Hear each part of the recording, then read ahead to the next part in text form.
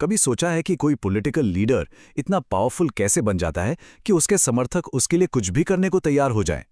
आज हम एक सोर्स वीडियो के तर्कों को समझेंगे जो इसी सवाल की पड़ताल करता है कि प्रधानमंत्री नरेंद्र मोदी की पब्लिक इमेज आखिर बनाई कैसे जाती है और उसे चैलेंज कैसे किया जाता है।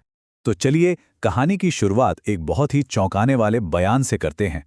प्रधानमंत्री मोदी के एक समर्थक हैं मंगल वाजपेयी, जो कहते हैं कि अगर प्रधानमंत्री को भूख लगेगी तो वो मिट्टी तक खा लेंगे। ये बात सुनने में अजीब लगती है ना? लेकिन ये हमें फौरन उस भक्ति के लेवल पर ले जाती है जिसकी पड़ताल हम आज करने वाले हैं। और ये हैं मंगल वाजपेयी, एक ऐसे समर्थक जिनके खुद के घर में ना तो बिजली है, ना टॉयलेट है और ना ही कोई सही सीवर सिस्टम। इसके बावजूद उनकी भक्ति अटूट है। तो सवाल ये उठता है कि वो मोदी का इतना समर्थन आखिर करते क्यों हैं? और देखिए, ये सिर्फ भारत की बात नहीं है, ये एक ऐसा सवाल है जो दुनिया के कई देशों में पूछा जा रहा है। लोग ऐसे लीडर्स को क्यों सपोर्ट करते हैं जो शायद उनके भले के लिए काम करते हुए नहीं दिखते? तो आज हम सोर्स मटेरियल के आधार पर इसी गुत्थी को सुलझाने की कोशिश करेंगे। अब इस पूरी बहस को समझने के लिए एक कॉन्सेप्ट को समझना बहुत जरूरी है, कल्ट ऑफ पर्सनैलिटी। ये वो सिचुएशन होती है जब कोई लीडर मीडिया और प्रोपेगेंडा का इस्तेमाल करके अपनी एक ऐसी इमेज बना लेता है जो किसी हीरो या भगवान जैसी लगने लगती है। तो क्या प्रधानमंत्री मोदी ने भी ऐसा ही कुछ बनाया है? सोर्स का तो यही तर्क है, और अब हम देखेंगे कि कैसे। ठीक है, तो चलिए सोर्स में बताई गई पहली और सबसे बड़ी कहानी को देखते हैं। एक बहुत ही विनम्र बचपन की कहानी। ये एक ऐसी कहानी है जो हम में से बहुतों ने सुनी है, पर क्या इसमें पूरी सच्चाई है? ये एक बहुत पावरफुल कहानी है ना? ये प्रधानमंत्री मोदी को एक आम इंसान की तरह दिखाती है जिसने गरीबी से लड़कर इतनी बड़ी सफलता हासिल की हो। ये कहानी लोगों से कनेक्ट करने में बहुत मदद करती है। लेकिन अब बात यहां दिलचस्प हो जाती है।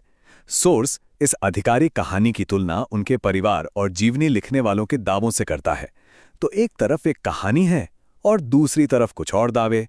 सवाल ये उठता है कि हम यकीन किस पर करें। यहीं से कहानी में एक नया मोड़ आता है। तो ये तो हुई पहली कहानी। अब चलते हैं उस दूसरे पिलर पर जो इस इमेज को बनाता है, देश के लिए पर्सनल सैक्रिफाइस, यानी व्यक्तिगत बलिदान का आइडिया। ये एक और पावरफुल कहानी है, लेकिन सोर्स का तर्क है कि शायद ये भी एक मिथक ही हो।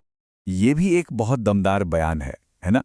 ये प्रधानमंत्री मोदी को एक ऐसे इंसान के तौर पे दिखाता है जो देश के लिए कुछ भी, यहां तक कि अपना परिवार तक बलिदान करने के लिए तैयार है।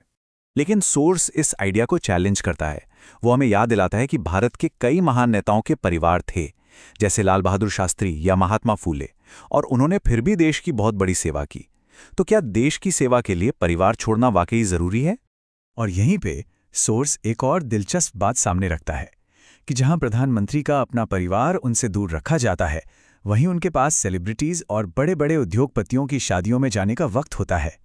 यह हमें सोचने पर मजबूर करता है, क्या वो सच में उतने ही निस्वार्थ हैं जितना वो दावा करते हैं? अब चलिए सोर्स में बताई गई पब्लिक इमेज के तीसरे स्तंभ का देखते हैं, एक फकीर या साधु का व्यक्तित्व। ये एक ऐसी इमेज है जो कई भारतीयों को बहुत अपील करती है। लेकिन क्या ये सच है? एक बार फिर एक बहुत ही पावरफुल बयान। ये पीएम मोदी को एक ऐसे व्यक्ति के रूप में दिखाता है जिसे दुनिया के किसी भी चीज से कोई मोह नहीं है, एक ऐसा त्यागी नेता जो सिर्फ देश के लिए जीता है। लेकिन फिर सोर्स कुछ और ही तस्वीर दिखाता है, जैसे कि उनके धूप के चश्मे की कीमत जो करीब 1,40,000 रुपये बताई जाती है। ये एक फकीर के लिए काफी महंगा लगता है ना? और फिर बात आती है उनकी मर्सिडीज गाड़ी की, जिसकी कीमत है करीब 12 करोड़ रुपए। ये भी एक ऐसी चीज है जिसकी उम्मीद आप एक फकीर से तो बिल्कुल नहीं करेंगे। और सिर्फ इतना ही नहीं, सोर्स एक ट्रिप का भी जिक्र करता है जहां सिर्फ 8 घंटे के अंदर उन्होंने 4 बार कपड़े बदले।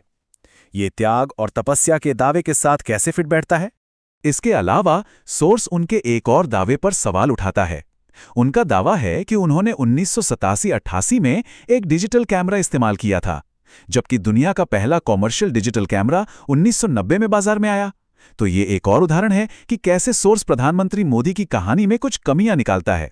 सोर्स का तर्क है कि जब बाकी कहानियां कमजोर पड़ने लगती हैं, तो पब्लिक इमेज को एक दैवीय, मतलब भगवान जैसे लेवल तक ले जाया जाता है। ये एक खतरनाक मोड़ हो सकता है। और अब हम देखेंगे कि ये होता कैसे है। तो सोर्स के मुताबिक यहाँ पर जो सबसे ज़रूरी बात है वो ये है कि एक पॉलिटिकल शख्सियत को सूट करने के लिए धार्मिक प्रतीकों को कथित तौर पर बदला जा रहा है। भगवान राम की जो पारंपरिक शांत छवि है उसे एक गुस्सैल, आक्रामक रूप दिया जा रहा है। ये एक बहुत बड़ा आरोप है और ये हमें सोचने पर मजबूर करता है, क्या धर्म का इस्तेमाल राजनीतिक फायदे के लिए किया जा रहा है? और आखिर में चलिए उन तरीकों पर नजर डालते हैं जिनका जिक्र सोर्स करता है, ये बताने के लिए कि इस इमेज को मेंटेन कैसे किया जाता है। ये समझना बहुत जरूरी है क्योंकि ये हमें दिखाता है कि कैसे एक कल्ट ऑफ पर्सनालिटी को बनाया और संभाला जाता है। सोर्स मीडिया को कंट्रोल करने की ताकत पर बहुत जोर देता है और ये एक जरूरी पॉइंट है क्योंकि ये हमें याद दिलाता है कि हम जो देखते और सुनते हैं वो हमेशा पूरी सच्चाई नहीं हो सकती। और इस बात को सपोर्ट करने के लिए सोर्स 8 साल में विज्ञापनों पर हुए सरकारी खर्च के आंकड़ों को सामने रखता है, करीब 65 अरब रुपए। ये एक बहुत बड़ी रकम है और ये हमें ये सवाल पूछने पर मजबूर करती है कि क्या सरकार हमारी ही पैसे का इस्तेमाल हमें प्रभावित करने के लिए कर रही है। और ये पूरी पड़ताल इस आखिरी सवाल पर आके खत्म होती है, क्या प्रधानमंत्री मोदी एक हीरो हैं या वो एक ऐसे व्यक्ति हैं जिन्होंने अपनी इमेज बनाने के लिए मिथकों और प्रोपेगेंडा का इस्तेमाल किया है। इसका फैसला तो हर किसी को खुद करना है।